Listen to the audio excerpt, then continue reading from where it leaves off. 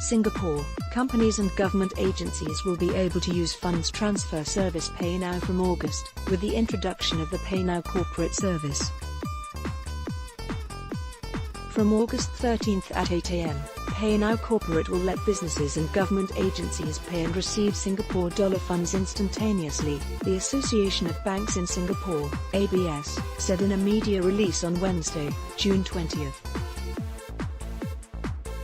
The service will allow companies and government agencies who are the corporate customers of 7 banks, Citibank, DBS Bank/POSB, 8SBC, Maybank, OCBC Bank, Standard Chartered Bank and United Overseas Bank, to transfer and receive Singapore dollar funds instantaneously with the use of their bank's mobile app. Organizations which sign up for PayNow Corporate will have their unique entity number linked to their Singapore bank account.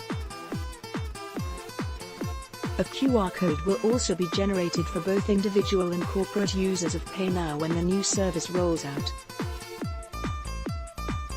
The PayNow QR code will be part of the Singapore SGQR code, which will take effect in the second half of 2018. Individual customers of the Bank of China and Industrial and Commercial Bank of China who have registered with PayNow will also be able to use the QR code to transfer funds, but not their corporate customers. In a media briefing on Wednesday, ABS Director Ong Anjai-boon said that PayNow Corporate takes away the need to know the bank account number. According to Mrs. Ong, more than 1 million people in Singapore are using PayNow and more than 900 million Singapore dollars has been transferred through the service since its launch last July. Education Minister and Monetary Authority of Singapore Board member Ong Ye Kung announced the launch of PayNow Corporate on Wednesday at the 45th annual dinner of ABS. He said that consumers would simply need to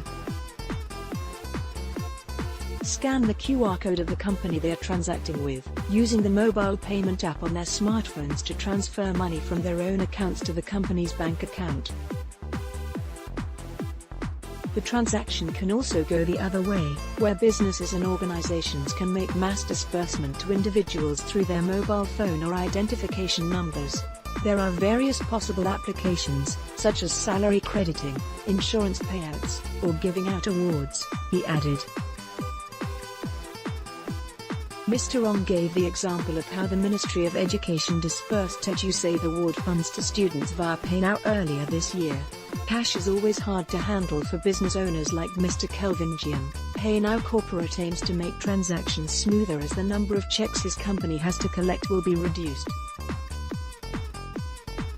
A lot of man-hours are spent tallying checks and cash payments against bank statements, said the general manager of Siam Coconut, a Thai coconut wholesaler.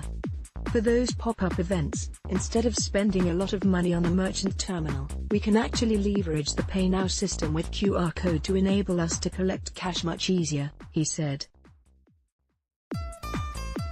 Cash is always hard to handle. According to ABS, the participating banks will release a mobile application for its corporate customers on August 13 so that it is more convenient for companies to make fund transfers via PayNow. While acknowledging the benefits that PayNow Corporate can give to his company, Mr. Kelvin Chi, the managing director of retail company Dex, said he had some concerns. "We are afraid there's more transactions in our bank statement. Actually, our staff have more work to do in terms of workload. The other thing is, we are afraid of a security breach," he said. The amount he has to pay to the bank to be a corporate PayNow user will also be another factor in deciding whether to adopt the new service. Several banks that Channel News Asia approached declined to reveal the amount they will charge their corporate customers. The extension of PayNow to businesses is part of a nationwide drive to go cashless, and follows the launch of PayNow for peer-to-peer fund transfers last year. But Mr. Ong highlighted that some Singaporeans are confused by the wide variety of payment options in the city-state. The decision to have such a wide variety is deliberate, according to Mr. Ong. Having one or two players dominate the market brings short-term convenience to consumers, but in the context of Singapore, there will be significant downside risk in the long term due to a lack of competition, he said. The lack of competition will slow down the rate of innovation and lead to the risk of unfair pricing for consumers, he added.